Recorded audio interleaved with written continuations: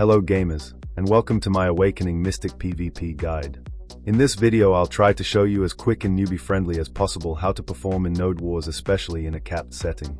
I hope this video will help to all the gamers that struggle or want to start playing Awakening Mystic. Video in the background is my POV. If you want more VODs, check out my live section. Enjoy and let's get straight into it. So, for starters, you will have to lock some spells, otherwise you can't reach your full potential. Okay, so first spell you lock is Absolute, Soul Basher. Next spell, Flow, Blow Drive. Next, Absolute, Ankle Hook, and Absolute, Martial Deva. Flow, Bombardment. Next on the list, Flow, Death Strike, and Flow, Savage Fang. Flow, Fatal Smash. Next, Absolute, Rib Crusher, and Absolute, Tornado Kick. And of course you lock Evasion, so you don't start rolling like a Keka. Okay, now we have all the useless spells in pre-Awakening locked. Let's go to Awakening.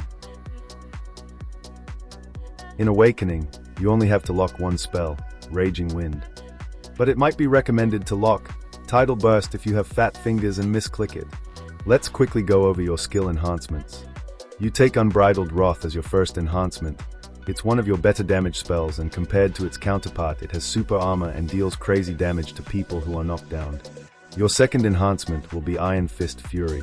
It's a quite long lingering super armor spell that can be added into your movement rotation, and if you manage to hit someone with it, it slightly heals you. Overall better than Perfect Blow due to not having a gap. Third and the last one, Raging Wolf. It's your second shard generator, and it also instantly gives you 20% attack speed. Can be used as a pre-Awakening swap. Overall better than Trashing Wolf, especially in Nodewars where you need to have a way to protected gain shards when there are enemies around you. Let's go into spells you should put on a hotbar. First will be Crouching Wolf. When cast it from a hotbar, it puts you into pre-Awakening and you can start using your movement. Second will be Spiral Torpedo. Only reason is, you will be able to use it from pre-Awakening on demand instead of using Scissor Kick first, as it has the same input as Spiral Torpedo, W+F. Next, Dragon's Pit. Spell allows you to throw out a 20% slow, very useful. Infinite Fortitude. It's your go-to spell when you are low on HP and want to heal in the middle of the enemy main raid. The more people hit you, the more HP you gain. It also gives you 80% damage reduction buff, or bait enemy grabs, as people tend to be very predictable and start grabbing you mid-animation. But luckily for you, it's cancelable with front or side dash. Okay, in this next clip, you have an example how to use Infinite Fortitude. When you become low, you use it in the middle of as many enemies as possible. Remember, more hits you take equals more healing. But as I said before, people are predictable monkeys and will try to grab you, so look out for the big orange circles. Next spell on the list is Hurricane Kick, your Magnus spell. You basically only use this ability when you have perfect positioning and no one is behind you, or when DPSing structures. Can flow Death Clout after it if you want more structure damage. And the last ability is Gushing Waters. You don't really need this, but I got used to use it in some niche situations where I needed to transition from pre-Awakening to Awakening. Okay, your hotbars are now done. I'll show you my add-ons I'm currently using. You might notice I'm using a crit rate add-on. Awakening Mystic doesn't need any Reforge Stones for critical hit rate. Most of her Awakening spells are already 100% except Spiral Torpedo. The only reason why I've decided to use it, cause I want to boost damage of Rage Hammer in pre-Awakening. Get these Reforge Stones, first ones for capped content, and these for uncapped. Okay, let's go into crystals right now. For capped you have two options. First one, sacrifice some stamina for some extra HP recovery crystals. Second, or just add stamina crystals, Hystria, and Macalods. For uncapped, you have more options. But in my opinion the best one is the semi-tanky crystals with no hand damage reduction or hand evasion. Let's start with gear. First, capped. Get at least a Tet Aesidal necklace and Aesidal belt.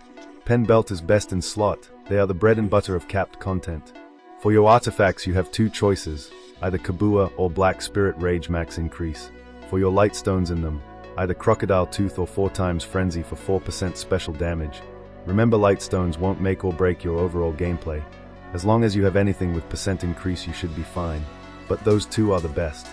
For uncapped, full Karazad obviously, only thing you can change are the light stones.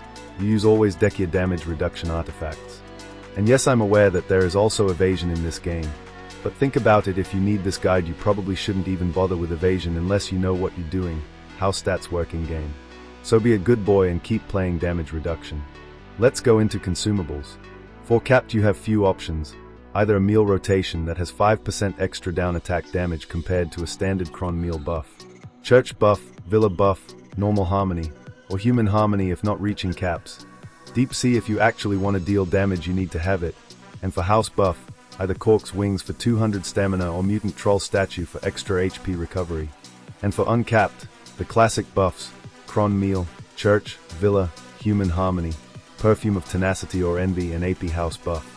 The setup I'm using for capped Siege, it's a bit different compared to capped Nodewars due HP being uncapped. So I don't forget to talk about our pre-buffs. Here is an example of using them before engaging into enemies. First, remember to get shards either with Tranquility or Raging Wolf. Crouching Wolf for 20% attack speed. Rapid Stream for evasion, movement speed and critical hit rate buff, and Dragon Strike for 5% down attack damage buff. In this clip I already had AP buff from Spiral Torpedo, but if you don't have it you use it while engaging. Try to hit some people with it so you get your add-ons from it. Your job as an Awakening Mystic will be to pre-engage enemy main raids, vacuum/slow them, and if you have your 100% ready, bomb them with it.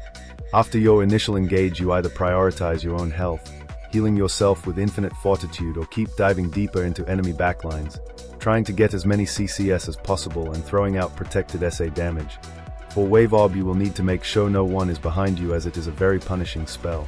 To get out of enemy blobs, you use Wolf's Frenzy. Your E buff is insane in cap content, since the damage reduction buff you get goes over the cap and makes you very tanky.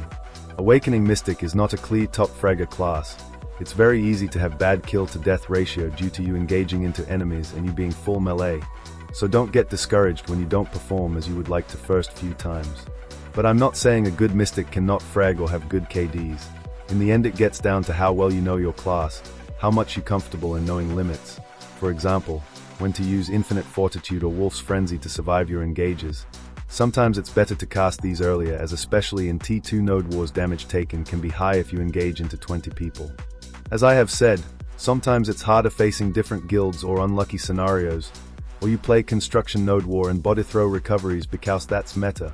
One good placed vacuum into 100% BSR can change the outcome of the battle. Awakening Mystic has insane potential when it comes to pre-engaging, but you can't do it alone. Just like in this clip, I went in alone, had a good engage, everyone on the ground, but I had no assistance, otherwise this would be clean a wipe. This is an example how to move with main raid, without using your shards for dashes.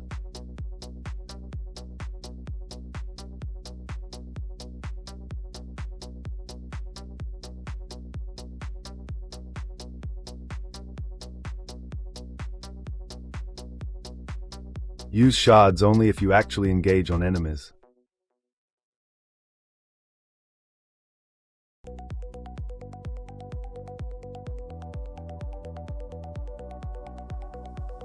Use yellow tendon whales to heal. They are mandatory to stay alive, and will make you perform better. Some ways to get into pre-awakening spells are Crouching Wolf, Hidden Claw, Hurricane Kick, Twisted Collision, all 3 skill enhancements, and Meme Quick Slot Grab that is not very used. Ways to get back into Awakening: Spiral Torpedo, Gushing Waters, Dragon's Pit, Dragon's Rip, Hurricane Sweep, Double Flash, Mass Destruction with A or D plus C input, and in some situations Wave Orb. Up next, spells that regenerate stamina: Twisted Collision and one of its flows, Landslide, Hurricane Kick, second part of Scissor Kick, Wolf's Frenzy, Crouching Wolf, Spiral Torpedo, Sea Burial, Dragon's Rip, Dragon's Pit, Wave Orb, Gushing Waters, Infinite Fortitude, all 3 skill enhancements. As of now I have no idea what else could be added into this video. If I think of something it will be in the description. Thank you for watching gamers. Hope this video guide helps and you will become slightly better at Awakening Mystic. If you want to see me play Nodewars, or see other content of mine, give me a subscribe and tune in some streams sometime either Twitch or on YouTube.